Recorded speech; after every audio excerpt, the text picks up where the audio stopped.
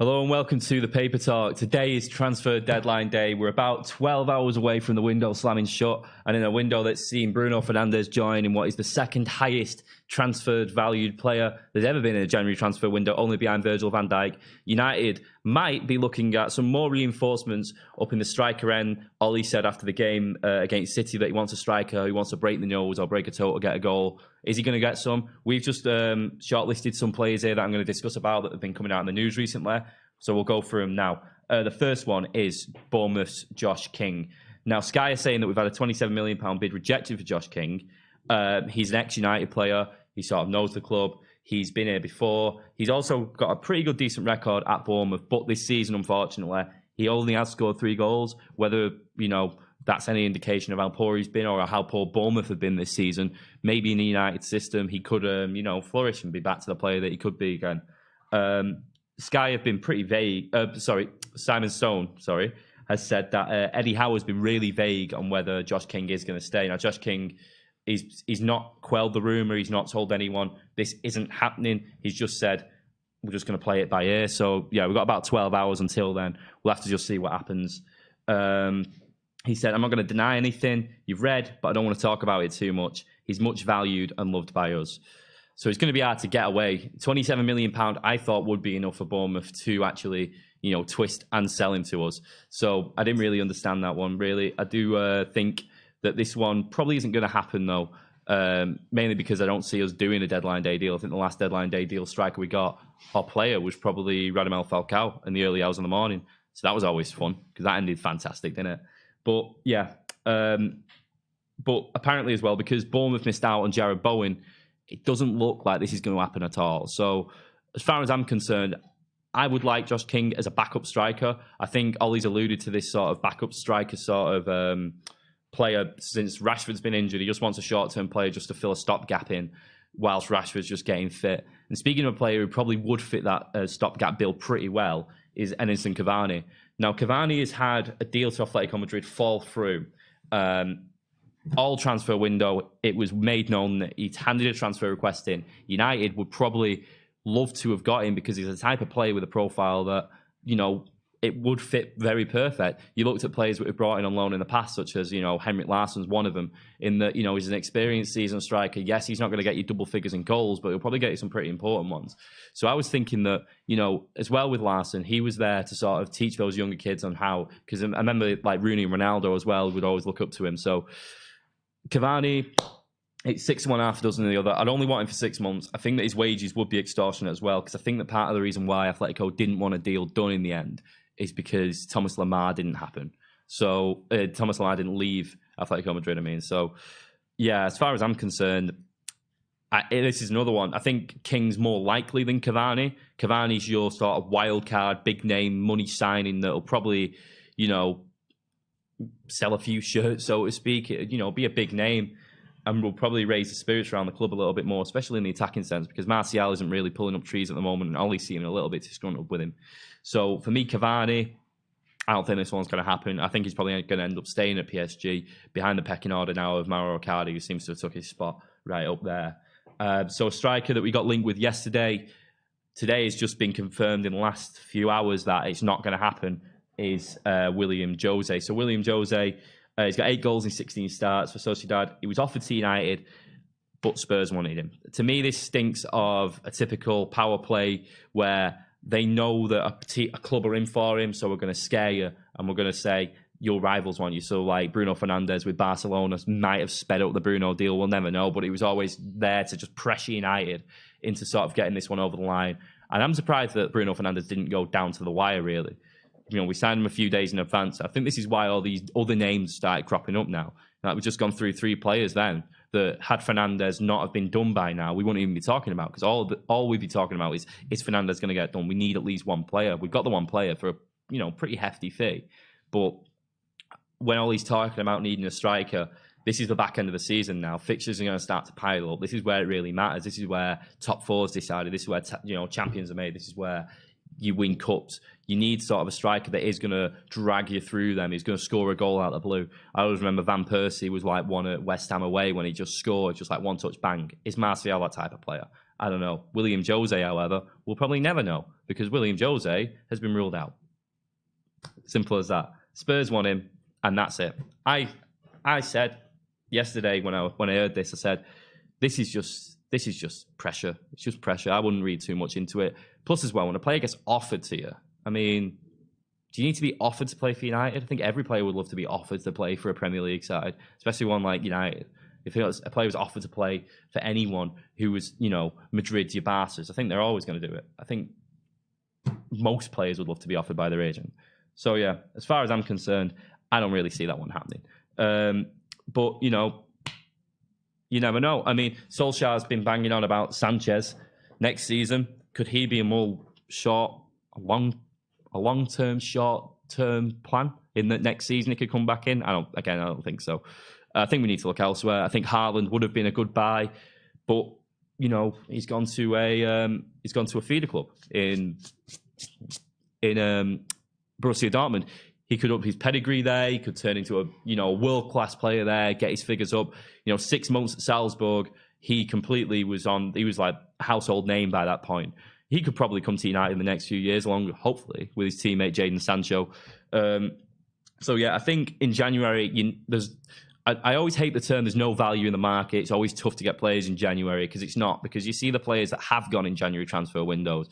You look at like Torres, you look at Van Dijk, you look at Bruno Fernandes now. There always are top players. Emerick Laporte at City.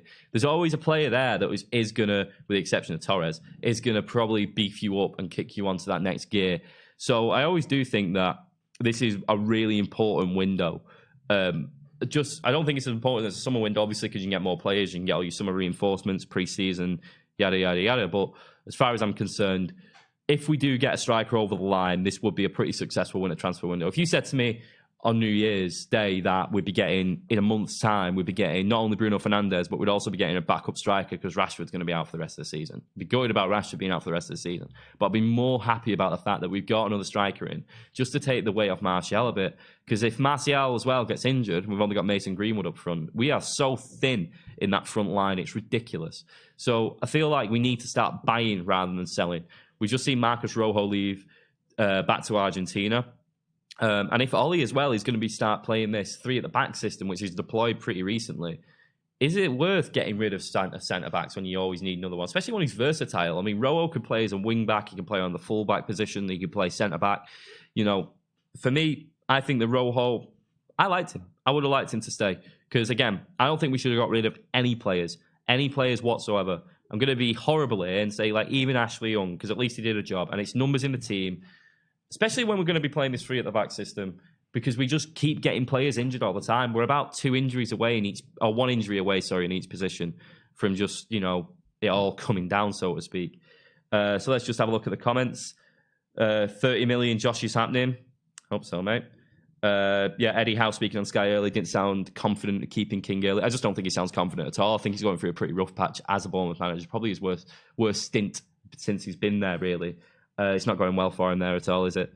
How has already said Josh is in the hand of a chairman and not him, which could link as well into what I said about Jarrod Bowen not going there. I feel like maybe if they did get Jarrod Bowen, they'd probably be more inclined to get him out the door, especially because King's out of form with only the 3 goals and Jarrod Bowen's got all these goals in the Championship, all these goal contributions for Hull. He would have been good. We're getting mugged off if we pay more than 10 million for King. Yeah, I kind of agree, actually. I mean, if we said 27 million for Callum Wilson, I'd be all over that. But, for King, who isn't going to get you that many goals, is probably going to be a short-term solution. I'd be looking more at, like you said, £10 million players or loan players at this point in time. Then in summer, go for someone who is, your big money sign, your big mega buck sort of superstar that you're going to get. Sign Giroud, Anish says, yeah, Giroud for me, I won't mind him, He's a good target man. He's got a pretty good record. I feel that from the outside looking in, he's a very good player looking at his stats. But if you actually watch him play and speak to Arsenal and Chelsea fans, they always sort of go, nah, he's just not that good. His numbers speak differently, obviously. He had a brilliant Europa League record for Chelsea last season. Won't mind it at all, really. Solomon Rondon? No. No, I'm not having that one. The Martial narrative is being blown out of proportion. Agree and disagree. I feel that Martial's probably just had a dip in form right now.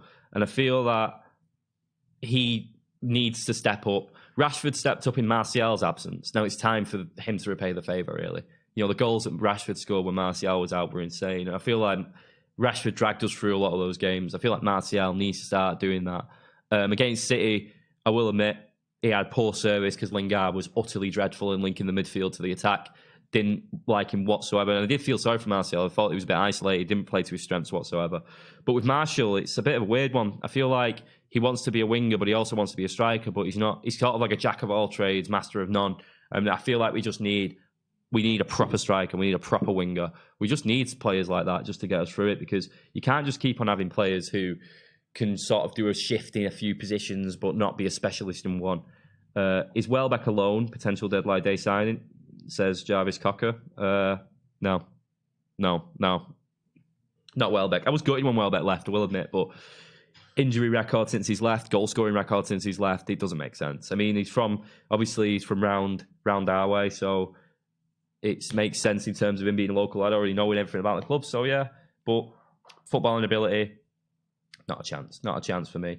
How can you get goals with no goal supply? Great point. Yeah, I agree. Like I just said then with Martial, I think that Lingard as a number 10 is dreadful.